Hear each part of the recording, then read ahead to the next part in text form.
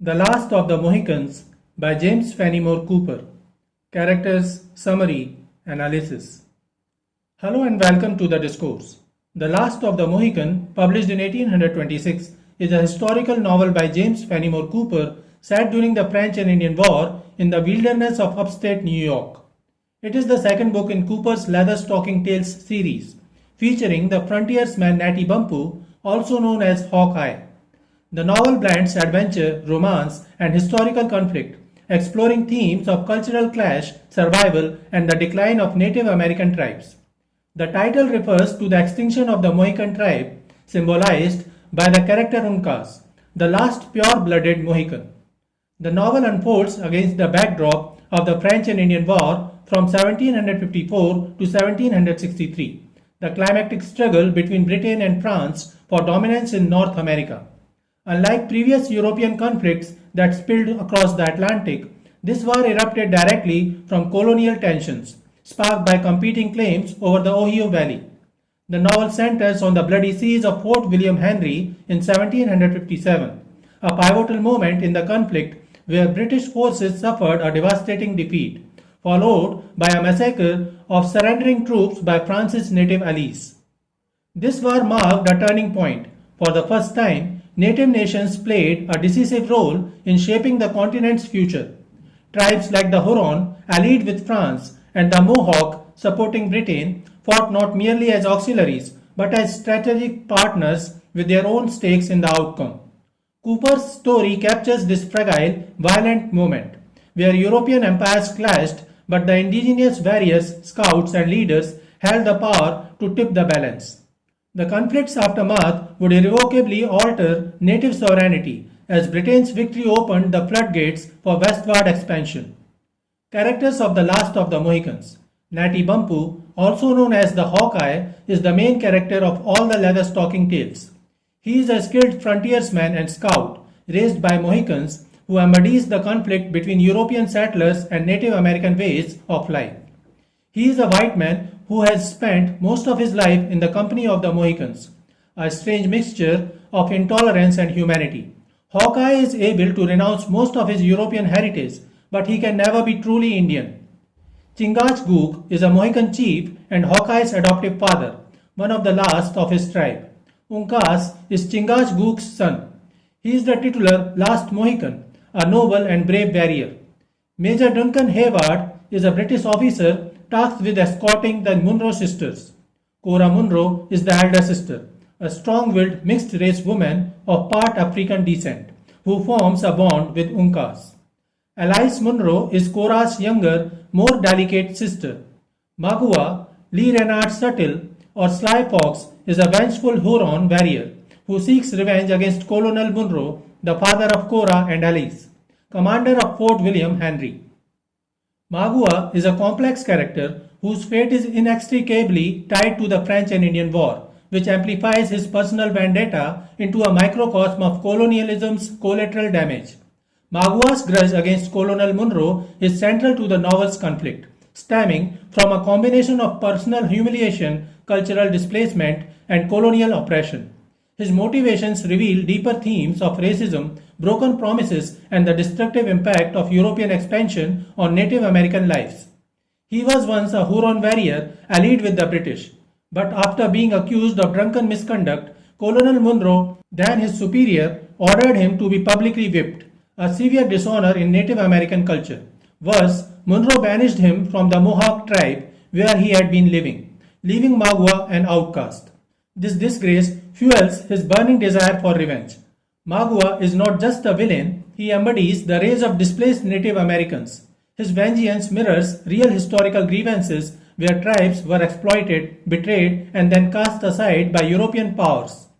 Cooper complicates Magua's character by showing how colonial brutality creates cycles of violence.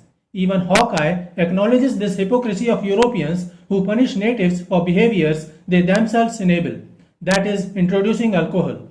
Cooper uses him to critique European colonialism, showing how abuse and racism breed vengeance. Unlike Uncas, the noble savage, Magua represents the dark consequences of oppression, a man turned monster by injustice. Summary of The Last of the Mohicans. The novel is divided into 33 chapters. As the French and Indian War rages across the frontier, Major Duncan Hayward is entrusted with a perilous mission, escorting Cora and Alice Munro, the daughters of Colonel Munro, from the relative safety of Fort Edward under General Webb's command to the besieged Fort William Henry. Their guide is the enigmatic Magua, a Mingo, Iroquois, who now claims allegiance to the Delaware and the English, though his shifting loyalties cast a shadow of doubt over their expedition. The journey takes a dire turn when the party becomes lost in the dense, enemy-patrolled forests. Their path crosses with Hawkeye, Natty Bumppo, a rugged frontiersman who proudly declares himself a man without a cross, untainted by European or native blood, and his two Mohican companions, the noble Uncas, last of his lineage, and his wise father, Chingachgook. Hawkeye immediately suspects treachery. How could a seasoned native runner like Magua lose his way? When confronted, Magua flees into the wilderness, confirming his deceit. With their original guide gone, Hawkeye and the Mohicans agree to lead the vulnerable group to Fort William Henry, but danger lurks at every turn. Seeking refuge in a hidden cave, the travelers are besieged by Huron warriors. Running low on gunpowder, Hawkeye and the Mohicans make a tactical retreat, hoping to summon reinforcements from General Webb. But before help can arrive, Magua returns as the head of a Huron war party, capturing Hayward, the Munro sisters, and the hapless psalm singer David Gamut. Magua, seizing his chance for vengeance, makes a chilling demand. Cora must become his wife in exchange for the others' lives. Cora, defiant even in captivity, refuses. Enraged, Magua orders their execution. But just as the Hurons move in, Hawkeye and the Mohicans strike back in a deadly ambush, cutting down Magua's warriors in a fierce skirmish. Though the Hurons are slain, Magua slips away into the wilderness near Lake George, his thirst for revenge unquenched. The battered but victorious band presses onward, finally reaching Fort William Henry, where Colonel Munro welcomes his daughters with relief, unaware that greater horrors still await them beyond the fort's walls. Colonel Munro's garrison, abandoned by General Webb and outnumbered by French forces under the Marquis de Montcalm, makes the difficult decision to surrender Fort William Henry. Though Montcalm offers honorable terms guaranteeing safe passage for the English soldiers and civilians, his promises ring hollow.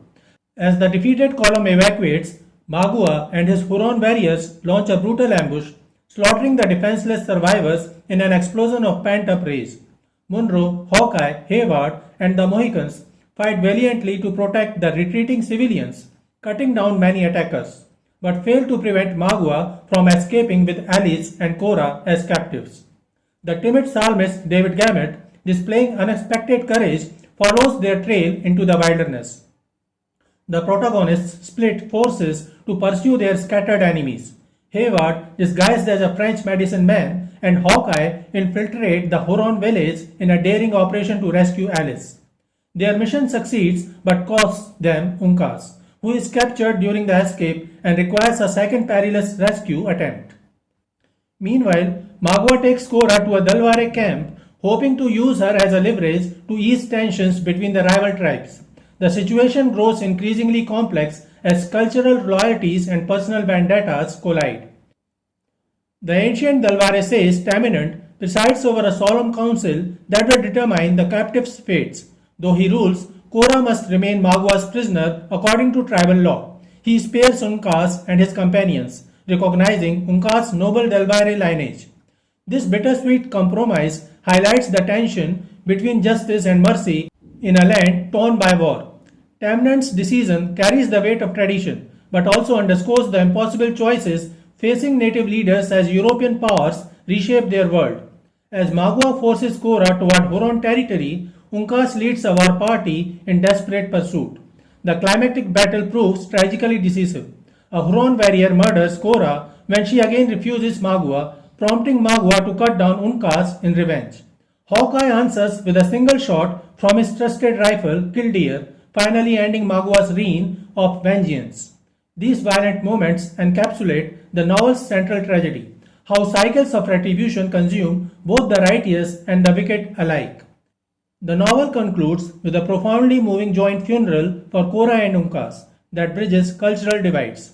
Chingachgook mourns his son as the last of the Mohican line, while Taminant's eulogy laments the passing of an entire warrior tradition. The grieving colonial characters Hawkeye, Hayward, Alice, and Munro stand united with their native allies in shared sorrow. This final ceremony, blending native and European customs, offers a fleeting moment of harmony amidst the relentless tide of history, memorializing both the personal losses and the larger cultural extinctions wrought by the frontier wars. So this is it for today. We will continue to discuss the history of American English literature. Please stay connected with the discourse. Thanks and regards.